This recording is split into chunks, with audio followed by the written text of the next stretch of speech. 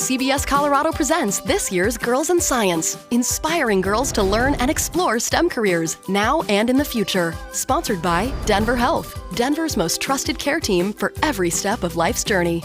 Now, let's meet the mentor. Zoe Bouchelle, and I'm the chair of Inpatient Pediatrics at Denver Health. I grew up in Baltimore, Maryland. I had an older brother and a younger sister.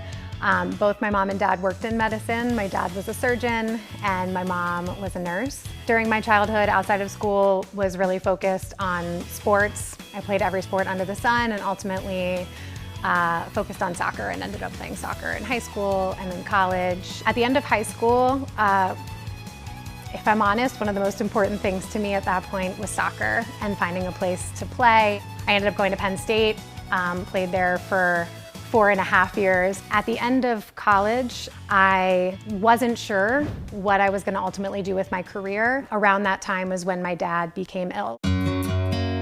My dad was diagnosed with something called ALS, or Lou Gehrig's disease. Lou Gehrig's disease is an illness that affects people's nerves. It's a really devastating illness, and he ultimately passed away. Nothing about that time do I enjoy, but I think it was the beginning of me thinking that maybe I could be good at caring for other people or wanting to care for people in the way people had cared for us. So I went back to school, moved in with my mom, learned chemistry, physics, biology, all of the things that I had never done. It was probably the hardest year of my life. Going back to school as kind of an adult, putting all of your eggs in that basket, it felt like taking a big risk and something I didn't know if I could do.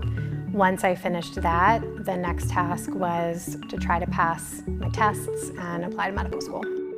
I was accepted to Harvard Medical School. I don't think I ever fully understood how I got in or why they chose me, but medical school was a complete whirlwind. The first 2 years are all about you have to understand the science, and then the next 2 years are really about how do you take that knowledge and then translate it to taking care of people, which I think is the bigger leap. I was interested in working in a safety net hospital and a community hospital. I interviewed here.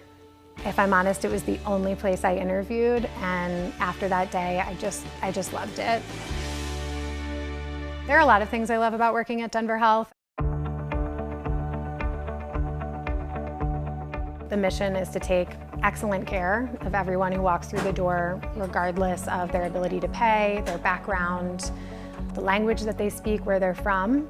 We know that good medical care is not just about treating an illness, it's about treating the whole person. And also, just because of my personal path to medicine, I've always wanted to work at a place where I felt like I could do that, where I could care for the person in front of me and also like the family unit around them. So I work as a pediatrician. I'm the one you see if, for whatever reason, you're ill enough that you have to spend the night in the hospital with us. That's generally caring for infants, toddlers, school-age children, teenagers who come into the hospital with a wide variety of illnesses or reasons for being there. And then the best part of my job is watching them walk out of the hospital feeling better, which happens almost all of the time because kids are really resilient. I think my advice would be